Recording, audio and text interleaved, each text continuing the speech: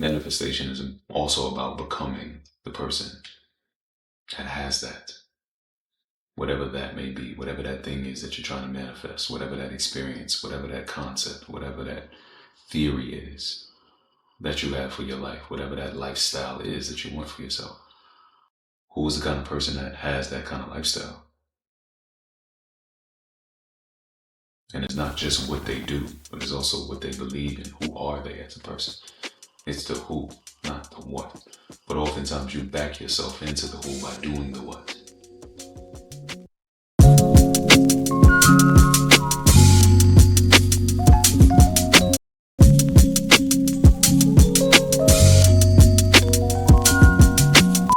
What do I know about heartbreak and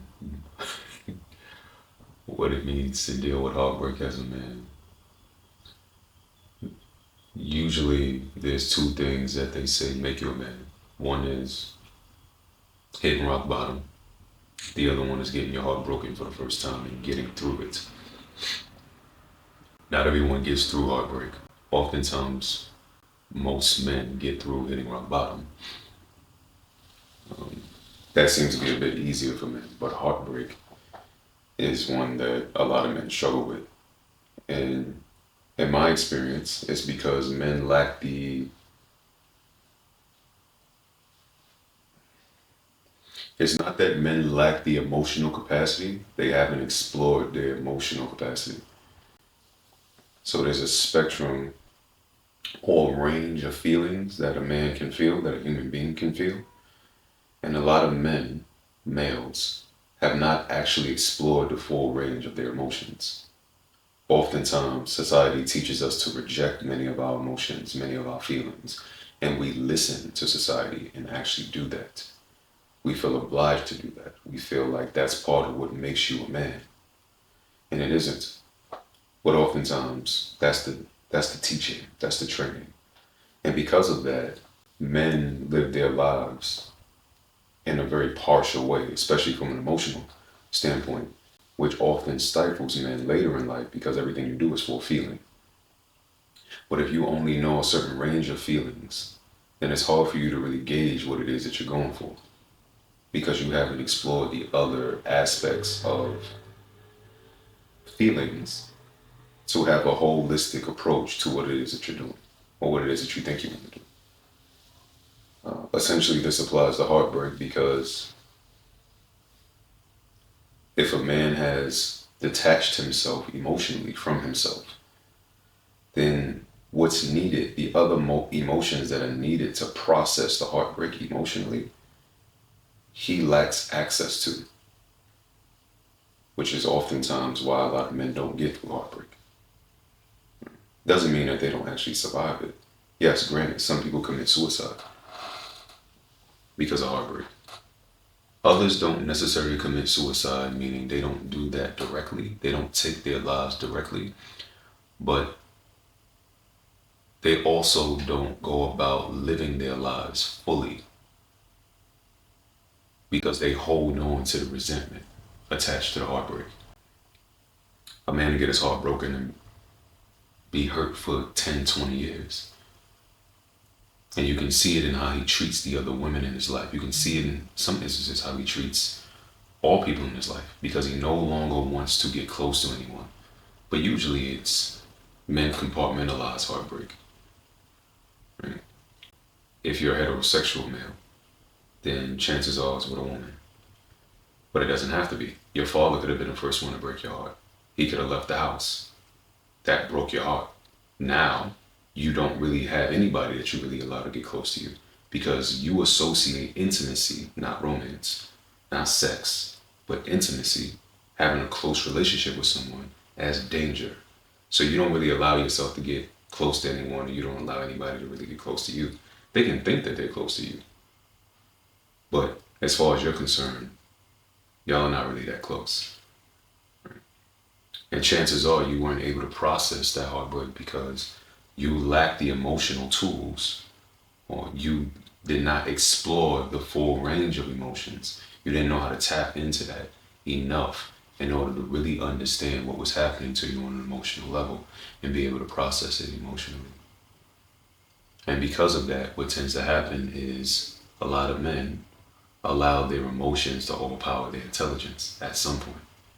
Because at some point you implode.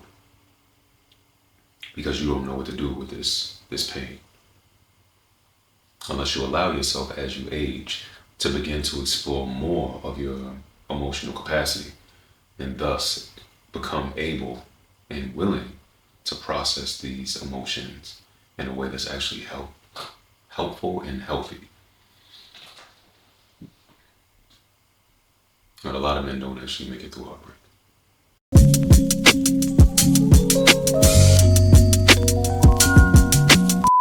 Those two things is what can grant you access to the realm of manhood. Hitting rock bottom and having to climb your way back. And heartbreak. And I would say there's a third, and that third is learning to control your penis. Until you learn to control your dick, you're not a man.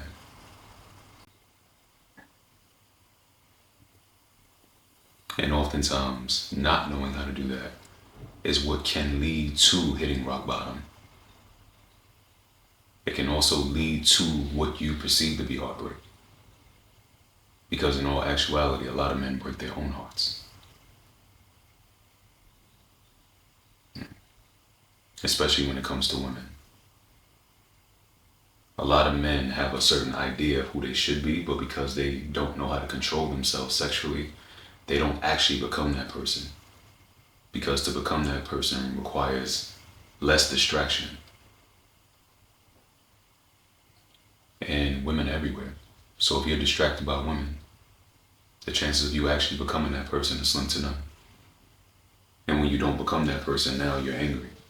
But you did that to yourself. Or it can be you blowing all your money and resources on women. Now you're at rock bottom. And none of those women are there to help you. And you're angry with the women, but it's really your fault. Or you have a woman that's in your life that loves you. Or a partner. It doesn't necessarily have to be a woman. It can be homosexual men as well. You have a partner in your life that loves you. But you continuously disregard that partner in order to satisfy your sexual urges outside of the relationship. Now, because this partner that you love has a standard for him or herself, which is part of the reason why you may love them, decides to move on with their lives, now you're angry with the partner. When in all actuality, it's you who broke the contract that you had with this partner. In those instances, you break your own heart as a man. And it all came from you not being able to control your sexual urges. So I would add that to the to the duo. And that was a trio. It's a three-part. It's a three-headed monster attached to becoming a man. One is controlling your dick. One is hitting rock bottom and being able to bounce back from that. The other one is heartbreak. Once you conquer those three, you're well on your way.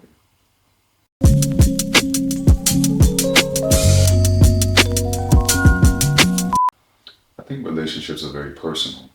So creating healthy boundaries in relationships depends on the people who are in the relationship. The contract that you build with the person that you're in a relationship with is very specific to you and that person and the kind of relationship that you want to have. And what's healthy to different people is different.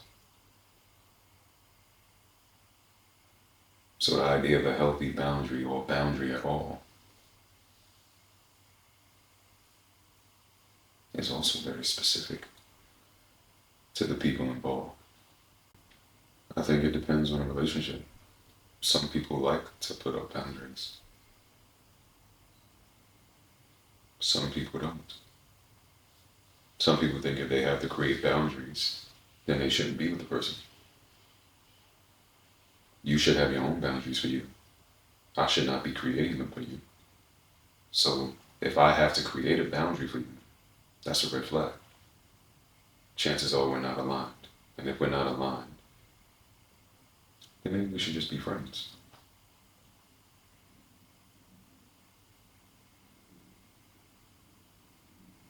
On the other hand, some people really enjoy boundaries. They want their partner to tell them, or their potential partner to tell them what they like, what they don't like. And they want to adhere to those desires. They don't want it to be as free flowing. And they don't consider that bondage. Some people consider boundaries bondage. Of course, we all have our own boundaries. But if it's not one in which I have for myself, and it's one in which someone else is telling me to have, then chances are it feels like bondage. What do you do if your gut feeling says that there's something wrong, but you can't pinpoint it? In what regard? In a relationship, let's say something feels off, like a shift in behavior in your partner, suspicion of infidelity, things like that. You can't really say, like,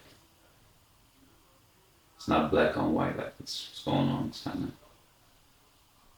gray area.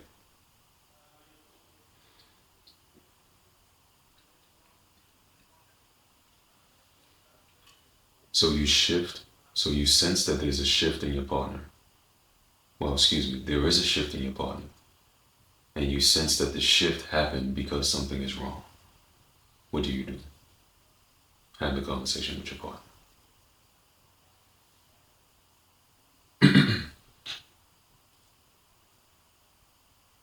And essentially try to get to the bottom of what could potentially be there.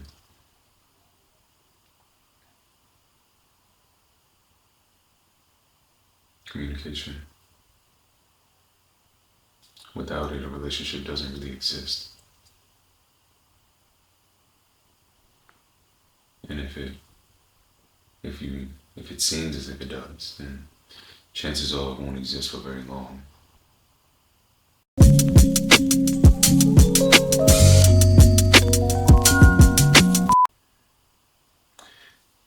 A person who's avoiding a relationship is usually afraid for some reason.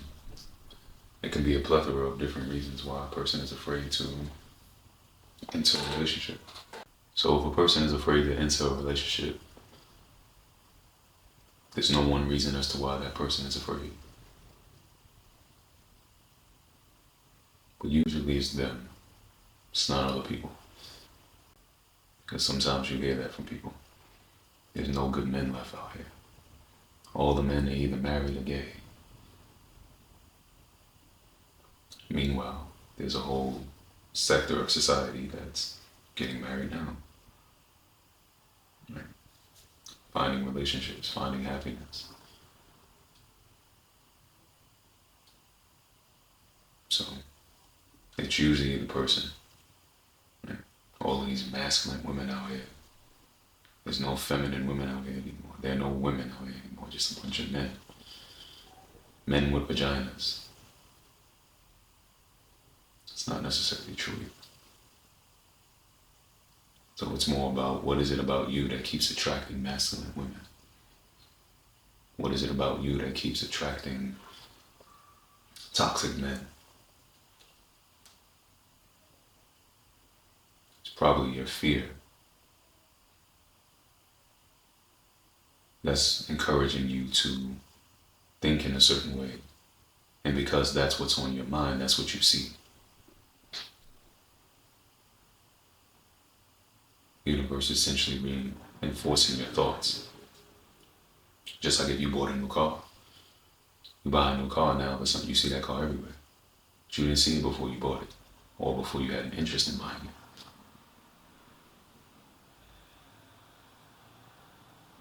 So it's just like that with anything else. If you believe that you should not enter a relationship because there are no good men out there, then you're going to see a lot of men that you perceive to be no good men. chances are you're going to run into a lot of these men on the dating scene.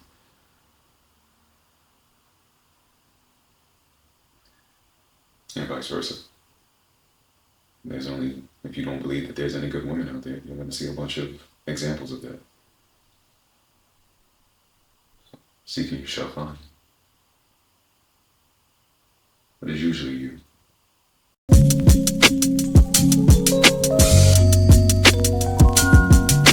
You manifest love in your life, yes. You can definitely manifest love in your life, just like you can manifest other things in your life. You can manifest having it, but you don't control when it comes. It can come 10 days from now, or it can come 10 years from now. But part of manifesting anything is becoming the kind of person that acquires it.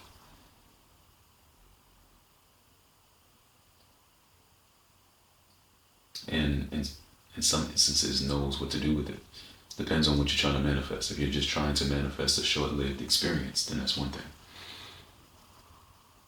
If you're trying to manifest a long-term experience, then that's another. And sometimes in trying to manifest a long-term experience, you have these short-lived experiences that come around periodically that help to show you whether or not you're ready for a long-term experience. So, for example, relationships. For example, ideas of success, money. A lot of people say they want a lot of money. They get what they perceive to be a lot of money and they blow it. They don't do any of the things that they said they would do with it, or they realize they didn't have a plan for it.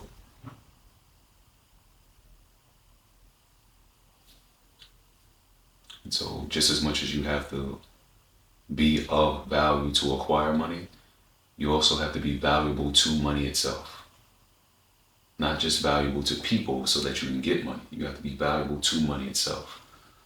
How do you be valuable to money itself? Have a plan for what you're going to do with the money. Put it to work. Money just coming to be around you, just to be around you, doesn't provide value.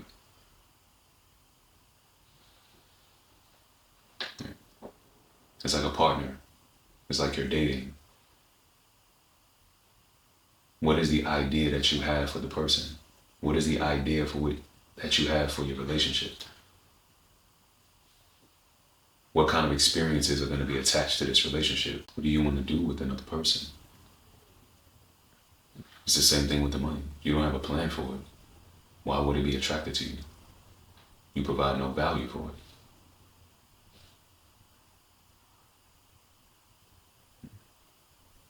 So, manifestation is also about becoming the person that has that. Whatever that may be, whatever that thing is that you're trying to manifest, whatever that experience, whatever that concept, whatever that theory is that you have for your life, whatever that lifestyle is that you want for yourself. Who is the kind of person that has that kind of lifestyle? And it's not just what they do, but it's also what they believe in. Who are they as a person? It's the who, not the what. But oftentimes you back yourself into the who by doing the what. For a lot of people, some people can immediately find that part within themselves that speaks to the who. And they can begin to live their lives out through that. But not everyone can do that. Oftentimes people, in order to build confidence, they need evidence.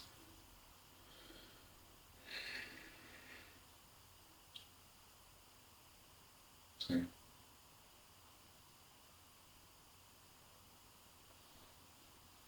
But you can definitely manifest love.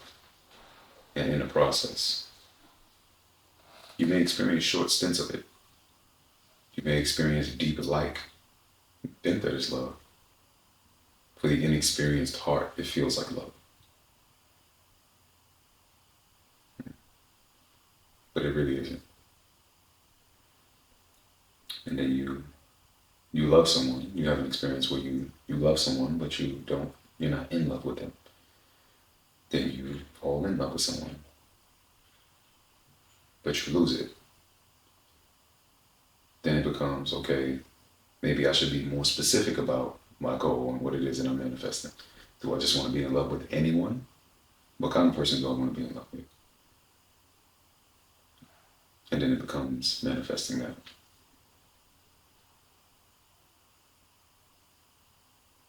But ultimately, hopefully, we want to be in love with ourselves.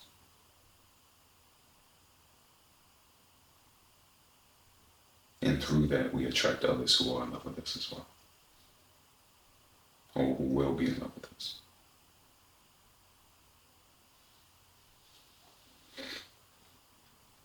And yes, you can manifest love.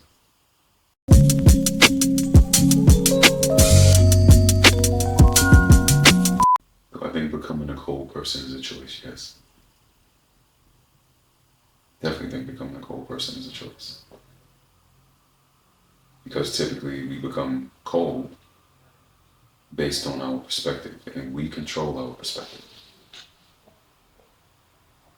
We control how we feel about the circumstances that take place in our lives.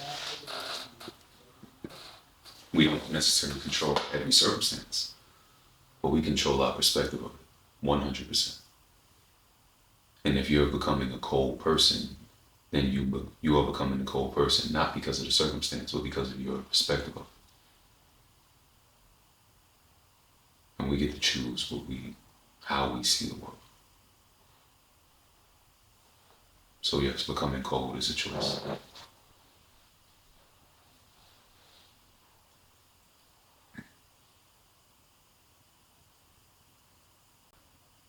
Let me show my eyes and make too much noise.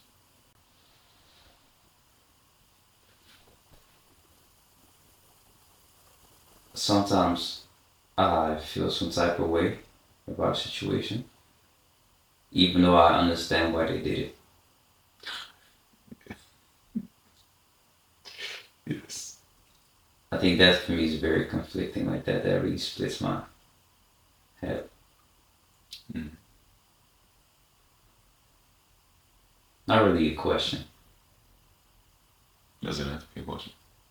It's I think that causes some internal turmoil with me.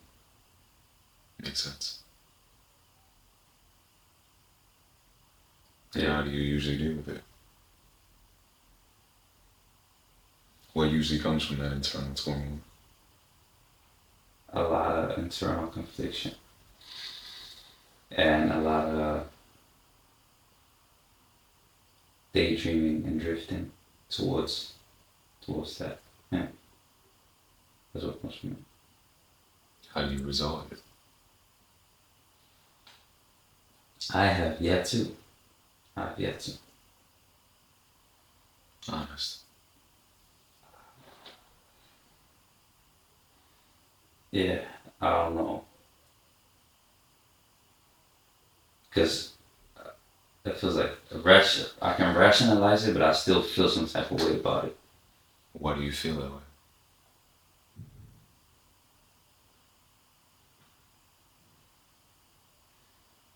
Because it still makes, like, let's say in this example, on these examples, feel abandoned.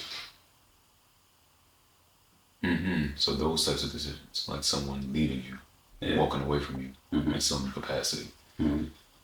Okay. Even though I can completely rationalize why they did something.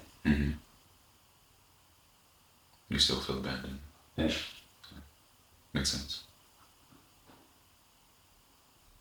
That makes sense. Yeah.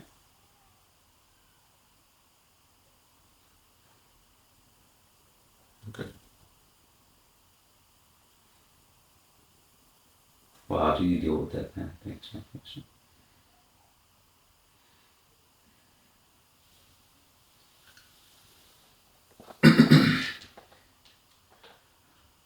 By the way, I usually let time do its thing.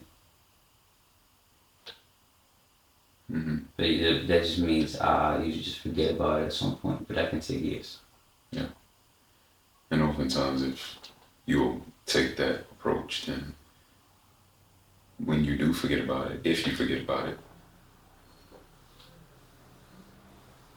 it resurfaces when you see the person again, or when you have another experience when somebody walks away from you. Because what's happening now is you're just compiling experiences of when someone walked away from you. And chances are you're using those experiences to justify not allowing someone else to become close to you. Or not allowing you to keep, not putting yourself in position for you to care if somebody walks away from you again. And that can often manifest itself as you become the person that's always walking away now.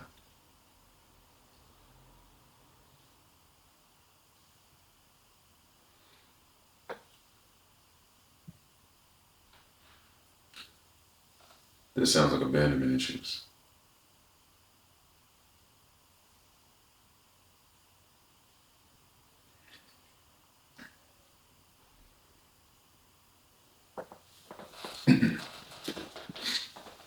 Which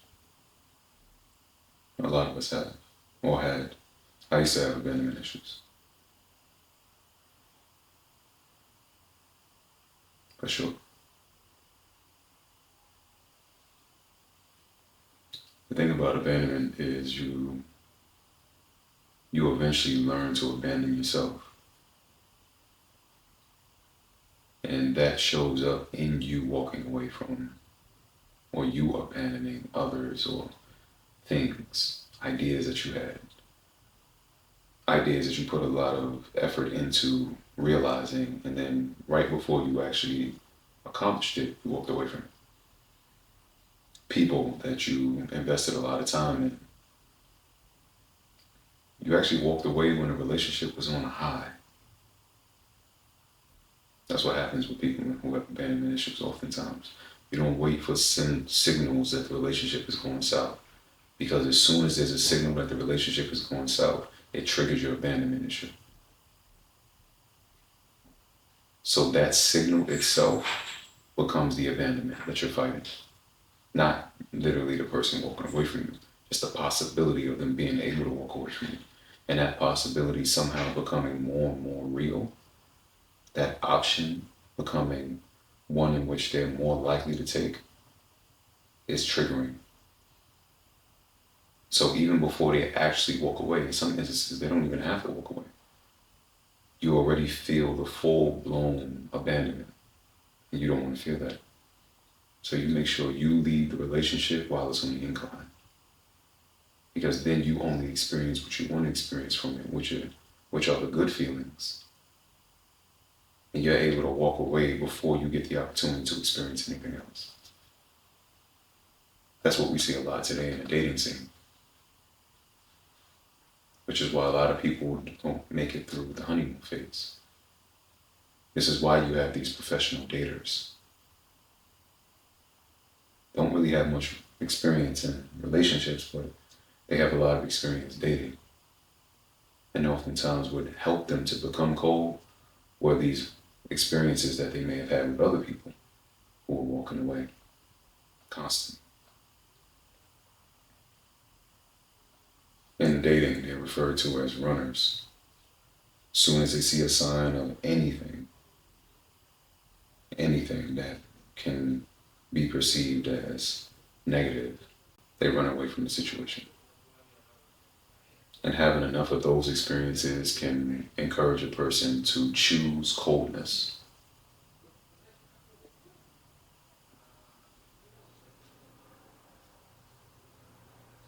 And to the untrained eye, a person who's cold is sexy. Because it must be something great about them that makes it so that they don't require anything of you. And that, in our mind, oftentimes translates to mystery. And we want to learn about this person. This person is quote unquote mysterious. And that becomes the allure of the person. And they know that that's alluring. So they can actually mask their coldness, they can mask their abandonment issues behind being mysterious. And oftentimes you find that in people who have learned to be reserved.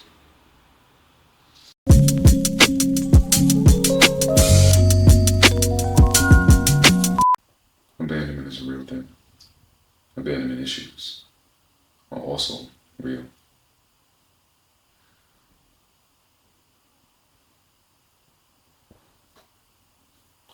The seldom is a personal abandonment. Well, someone leaving. Feeling abandoned is personal. But someone can leave without you feeling abandoned. That's also a choice. When we're younger, we tend not to realize that.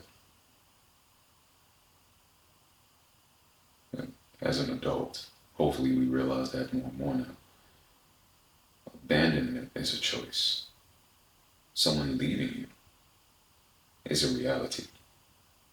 Someone walking away from you is a reality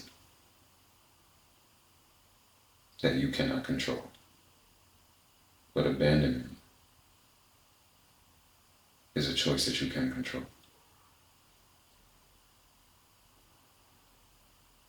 Because when you perceive yourself as abandoned, you take the person leaving personally. You think it's about you, and it may not be about you at all. They may have had no interest in abandoning you, but they had to leave you. They had to walk away from you in order to rebuild themselves.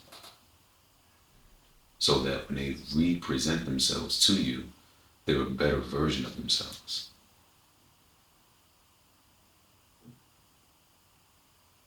But because they didn't improve themselves in your presence, you feel abandoned.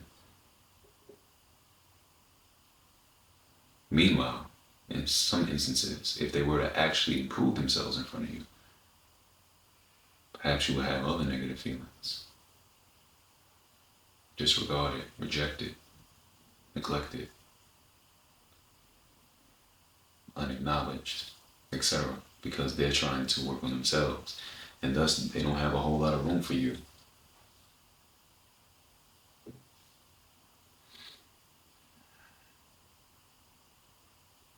So,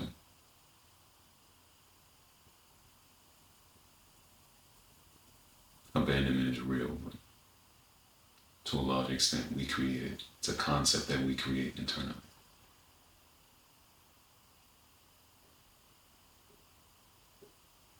Especially as adults.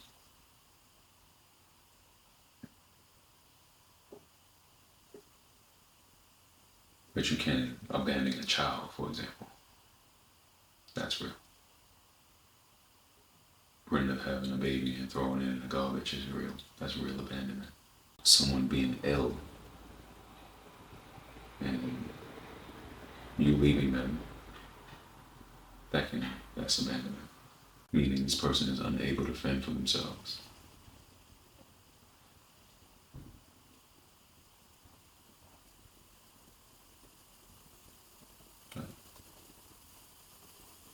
Outside of that, outside of these really, really particular situations, hopefully we can see that abandonment is a choice. The feeling of feeling abandoned is a choice. And it's really the only time when people can be abandoned. Things can be abandoned. You can have an abandoned building, for example. But people will grow, mature, learn to fend for themselves, and etc. Hopefully, feeling abandoned is a choice.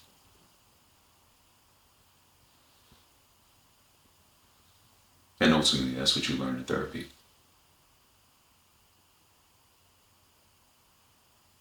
To look at it through a different lens, to reframe it. And once you oftentimes put yourself in the other person's shoes and understand exactly where they're coming from, or a bit of where they're coming from, and are able to detach yourself from the experience, not place yourself at the center of the experience, then perhaps you won't feel so abandoned. Because oftentimes that's what leads to us feeling abandoned, putting ourselves at the center of someone else's life. Because we're at the center of our own. And so it just feels natural for us to be at the center. And so we put ourselves at the center of a lot of other things that may not necessarily be about us.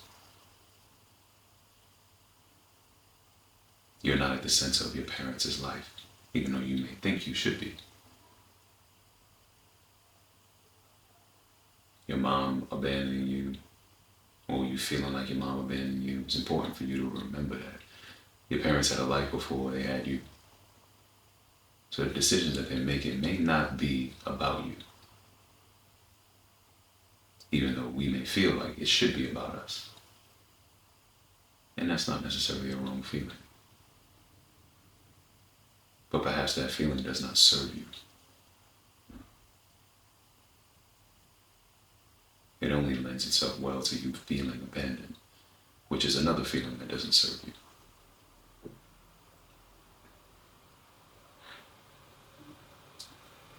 And this is why, or one of the reasons why, it's important to stand guard at the gate of your mind. Because it will create these different theories and ideologies that we live our lives by.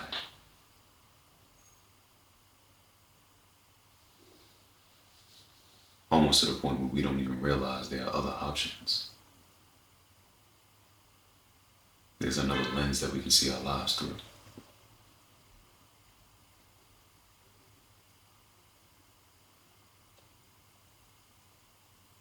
Yes, you can abandon a child. Hard to abandon an adult. Well-bodied, well-minded adult. You can leave them, but abandonment is a choice. The feeling of feeling abandoned is a choice. And because of that, adults who feel abandoned are often being protected by the child within them that feels abandoned. And thus doesn't want them to feel that feeling of hurt again. And thus inspires them to walk away first before someone else walks away and triggers their abandonment issue.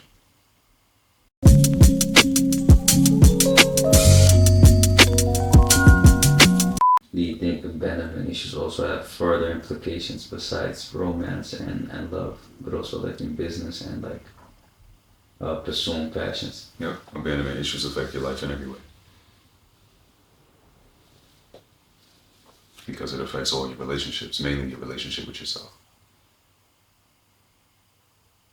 It gives you trust issues. Oftentimes. And that transcends romantic relationships. It can be any type of relationship. But again, mainly your relationship with yourself. Because abandonment teaches you to abandon yourself, ultimately.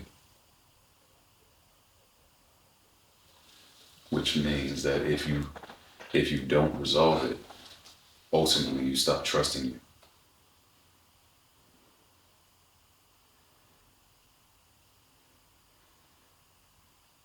You don't trust that you can make the right decision. You don't trust that you can follow through on what you said you would do. You don't trust that you won't cheat on your wife. You don't trust that you'll eat properly for your health.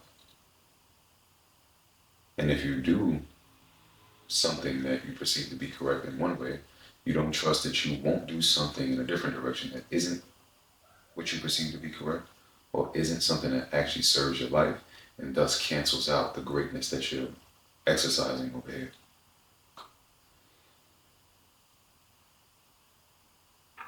And so you don't actually progress overall. My father used to tell me that. How like you'll do great in school and then you'll lose your keys. You'll be great at this project, but then you won't feed a dog for 2 days. It's part of the abandonment. That teaches you how to, not just how to, but why you should pursue a life that's holistic. Why I keep saying approach your life holistically, approach your life holistically. Because of the experience of becoming so tunnel vision over here that you forget about the things over here. Life doesn't work that way. Going back to a previous conversation, I think we had it yesterday.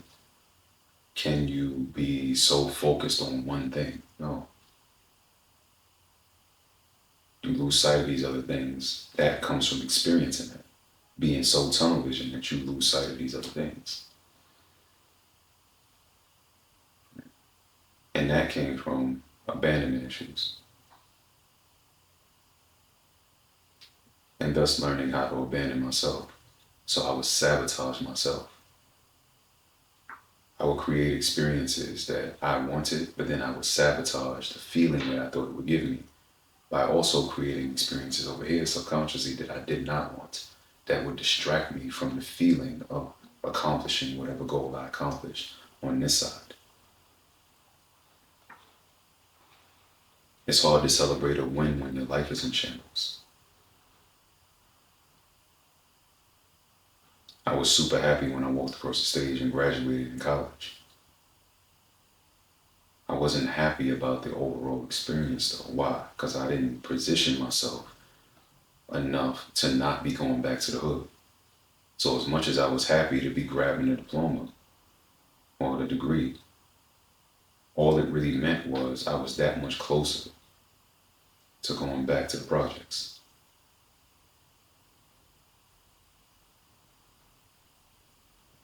That's abandonment. That's one of the ways in which it shows up. Self-sabotage. You don't realize it, but that's one of the ways it happens. You don't look at your life holistically. You don't approach your life holistically. You don't think about your health, your spirituality, your finances, your mental health, you don't think about these things as one. You don't think about them as them feeding off of each other. You think about your mental health, and then everything else falls apart because they support each other.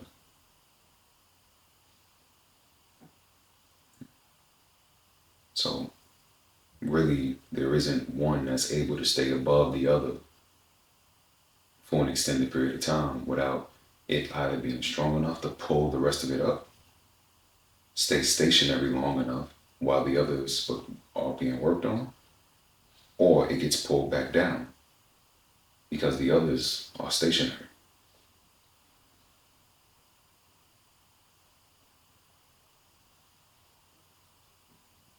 So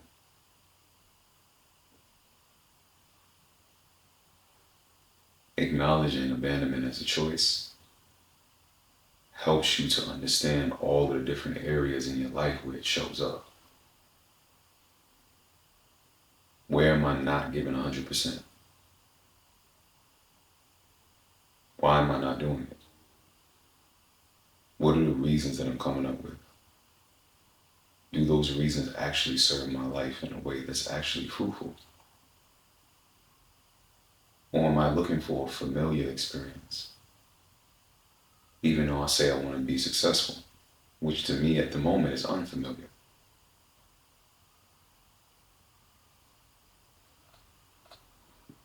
Or am I looking for an unfamiliar experience to eventually run from because it's unfamiliar? And I can use that to justify reaching down instead of reaching up, because that's where the potential is. The potential is up. This is some of the ways in which abandonment shows up.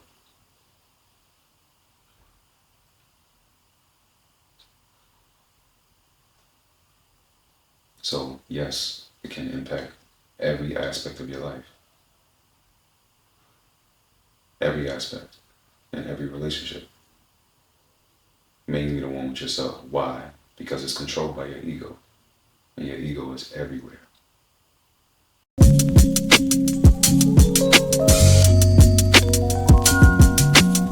Yeah, I have really problems with that when I'm super focused on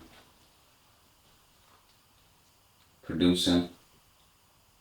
One thing falls away, and I'm like, all right, let me shift. Then the other thing falls completely away. It's, yeah, zero balance. Yeah. That's a choice.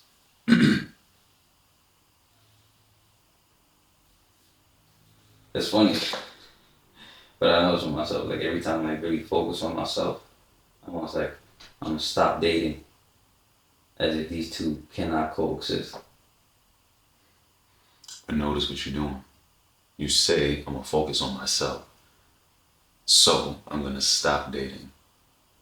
Choices. You're consciously making a decision to stop dating and to focus on yourself. That's you. That's always how it happens. Just not always consciously. Whatever you decide to give your attention to, that means that you're choosing not to give your attention to the other thing.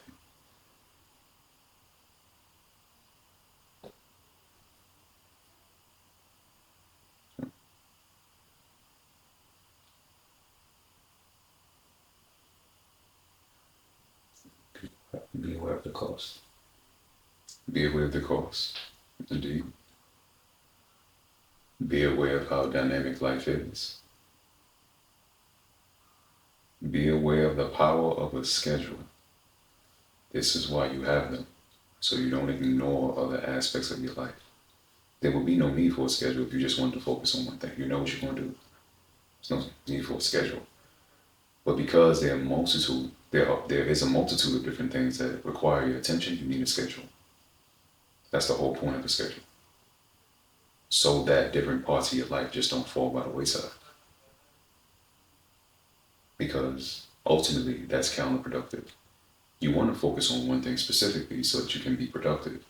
But in focusing on that one thing only, indefinitely, neglecting all the other aspects of your life, it's counterproductive.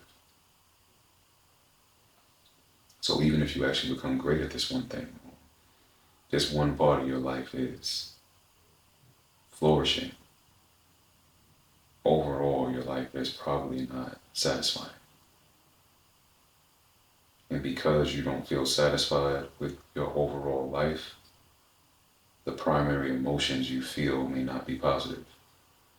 And that's your life. And so ultimately, that thing that you became so good at, you lose at that thing too. Because you begin to attract more of a reason to feel the primary feelings in your life, which are negative. So if the primary feelings in my life are dissatisfied, angry, resentful, then I'm going to produce subconsciously more reasons in my life to feel that way, to justify that feeling. What's the easiest way to justify that feeling? To dissolve the thing that I've actually been working very hard on. So oftentimes that's why you see that happen.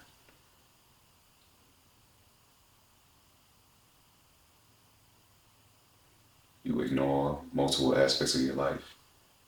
You go all in on this one thing. You start getting really good at this one thing, but then the rest of your life is trash. Now you start feeling a bit like a failure. And because you feel like a failure, this thing that you've been working on falls by the wayside too. And now you're back at square one.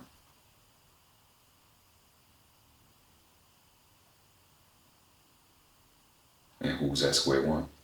Failures. It's a cycle, a self-perpetuating cycle. So to keep that from happening, to the best of your ability, you create a schedule. so that you don't neglect certain aspects of your life. And hopefully they all go up in unison, which probably will not happen. Right? One is going to go up a bit more than the other, and it's going to come back down a little bit as the other one goes up, and then that one's going to go up a bit, and it's going to be a bit of a balancing act. But that's life.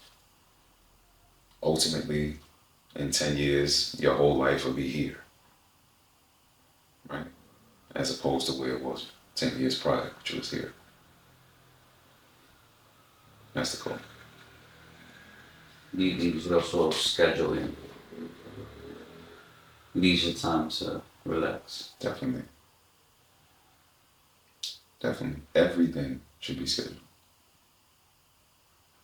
But you should also create a schedule that's flexible. Some things run over. Some things don't take as long as you thought they would. Sometimes the whole plan you had shatters. The situation changes. You created a plan based on this specific situation. Now it all changes. Now the plan doesn't work anymore. So the schedule doesn't work anymore. So as much as you plan to be successful, as much as you have a roadmap as to how you're going to do that, also plan to be flexible.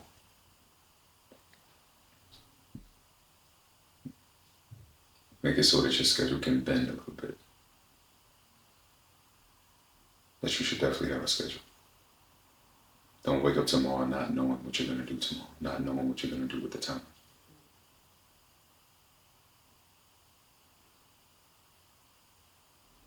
Because it's like money. You don't know what you do with it, it'll be attracted to you. And how is time less attracted to you?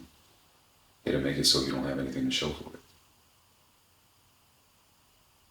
Money, if you don't have a plan for it, chances are you won't attract it.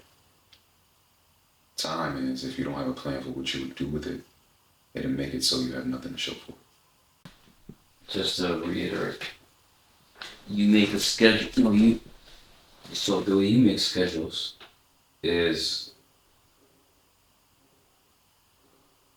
you have quarterly goals, monthly goals, weekly goals, and then every night you look at your weekly goals and say, like, this is what I'm gonna do the next day. Yeah. But it's also an annual goal. So it backs out from an annual goal, not from a quarterly goal.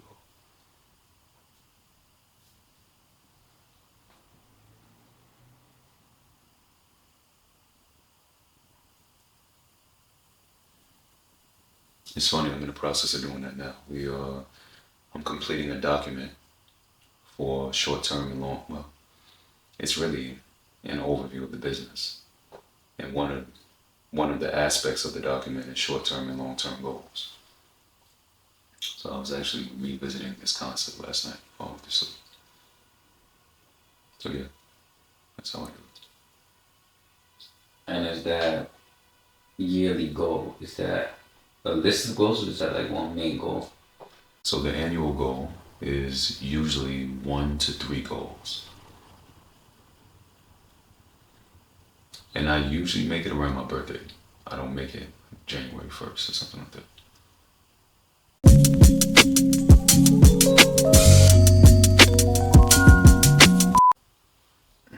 Something I wanted to ask you about was more in regards of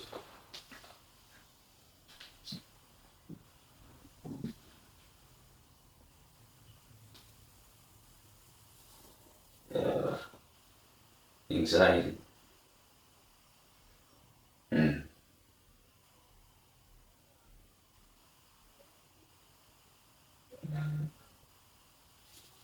How that comes into play when it comes in regards of anxiety to do certain things, anxiety when it comes to performance.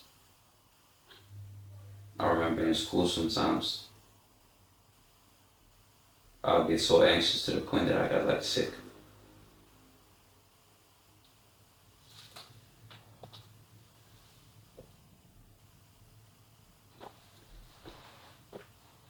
I luckily don't have that anymore, but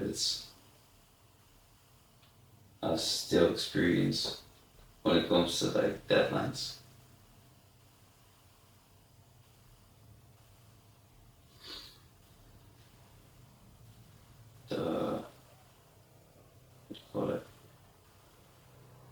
even if I'm like working on it like in time, just the idea that there's going to be a deadline, even though if it's like months from now and I already start working on it, that idea like gives me a lot of anxiety. Wow.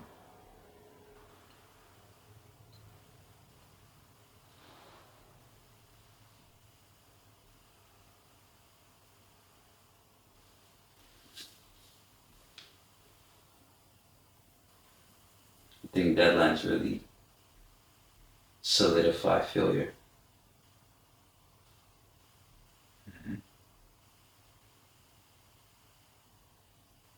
That's why. What does that have to do with you? Mm. So why do you get anxious?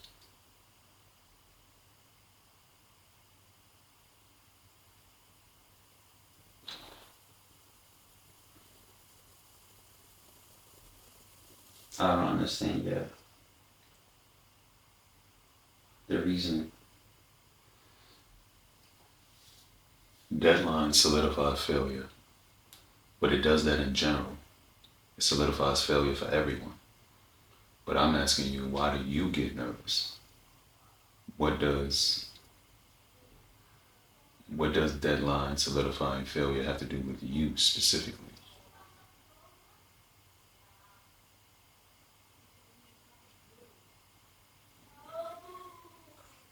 Yes, fear of failure. But you started early.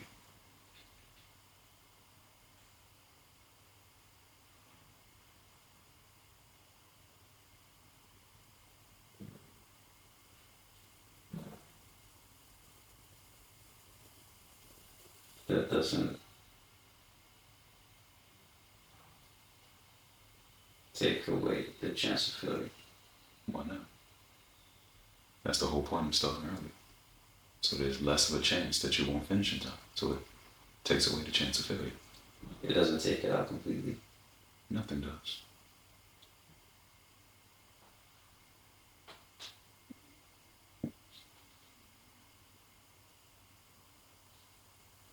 But if nothing does, then you would be anxious about everything.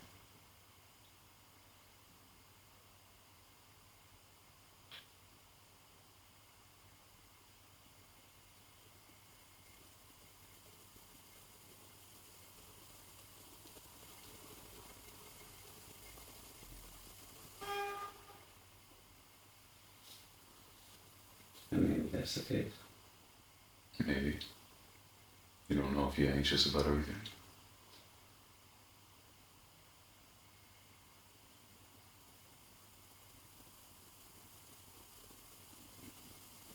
Maybe everything with a deadline. Yeah. What doesn't have a deadline? Your life has a deadline.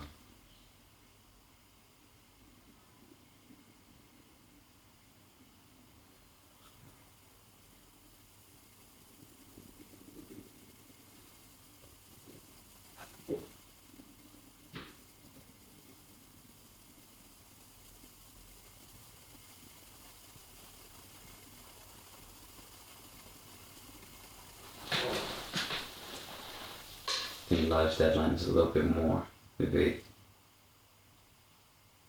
Shouldn't that be scarier? Might be tomorrow. God willing, it isn't. But it might be.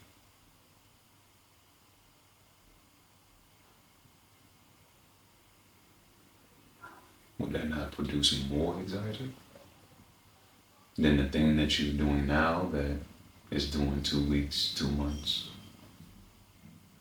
No, somehow it doesn't. Why not? Why is it being 2 months from now creating more anxiety than a thing that could have happened 6 hours from now?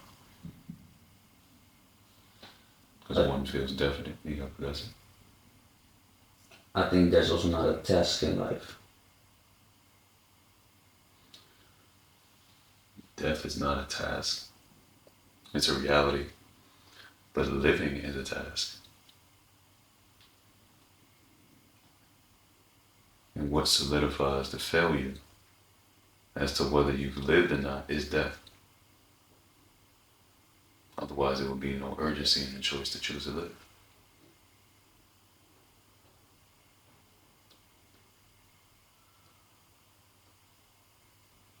The task in life is to choose to live. And if the task in life is to choose to live, then why doesn't the reality that death is coming create anxiety in you?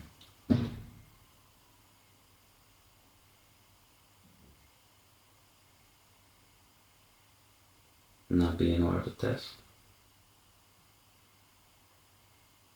Do you feel anxious now? No. But you are aware of the task. That doesn't mean I embody the test. No. You don't embody a task. You embody the person and the qualities you need to have in order to complete the task.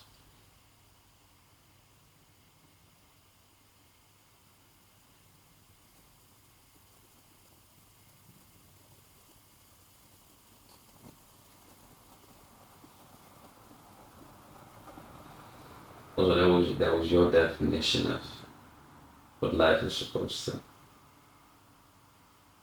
No, that wasn't mine.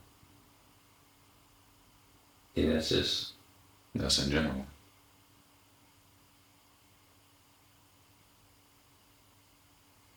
Everyone has their different version of what living life is. But ultimately, the goal is to live life.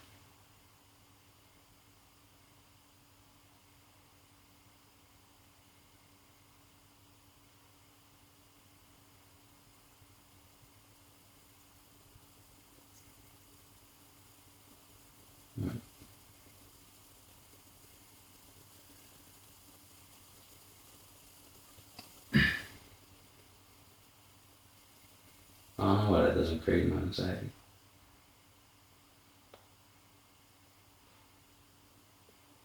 Why does something that is due too much from now create anxiety even though you have started early?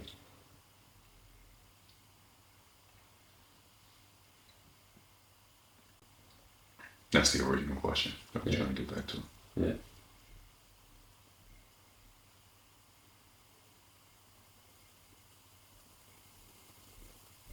Scared of not having the resources and time.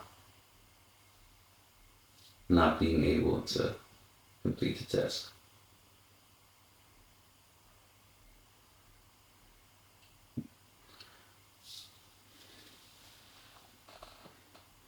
Okay, so there's a task that you have to complete. There's some time in between now and the deadline. You started early to make sure that you can complete the task. But because starting early does not eliminate the chance of failure, you're still afraid. Yeah. That I won't be able to have the necessary knowledge, skills, and abilities in time to complete the test. Okay. Which creates anxiety. Does that anxiety fuel you to learn faster, acquire more resources, and work harder? No. It does the opposite. Yeah. Okay. So, because you fear not getting something done when there's a deadline.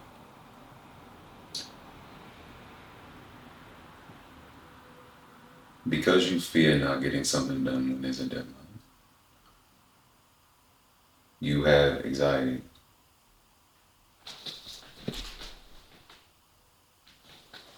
That anxiety makes it so you're much more likely not to get the thing done before the deadline, which thus leads to realizing that you're a failure. That's a self-perpetuating cycle. You attract your fears subconsciously. Even worse is that it leads to procrastination. Mm-hmm.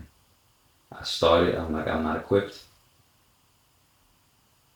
I let it go for a certain period of time. And then I'm like, well, I have to do it still and not do it. Instead of working on it throughout. Yep. That is, I think that hit right on the nose, yeah.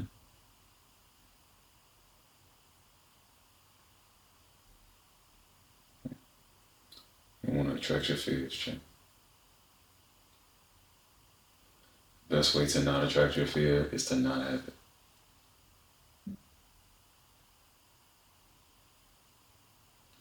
The best way to not have it is to do things that are aligned with your identity.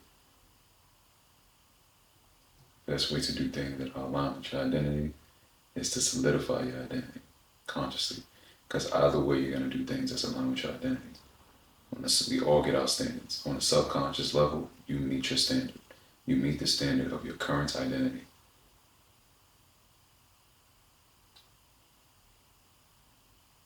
And so if there's some fear somewhere, especially in regards to things that you can't control, then chances are you identify as an archetype with a low self-esteem. And that archetype is looking for ways to reinforce the necessity or the reason why it has low self-esteem.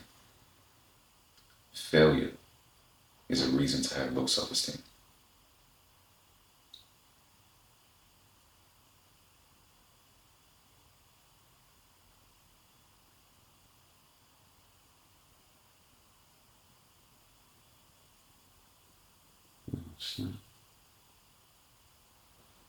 What? Not just, it just hit across the board.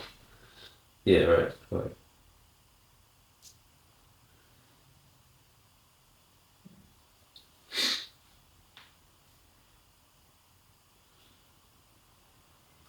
This is also a way in which you abandon you.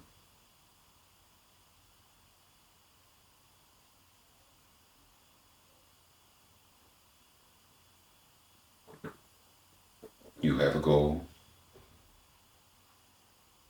You're afraid of not meeting the expectation of that goal, which creates anxiety, which creates procrastination, which leads to failure. Failure leads to low self-esteem. And then it happens all over again. Now you got to set another goal that you're not going to hit. And because you don't hit it, you have low self-esteem.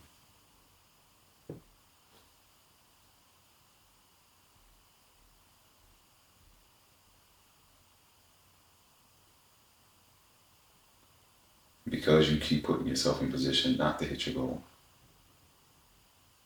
or because you've learned to abandon yourself, you keep putting yourself in position not to hit your goal.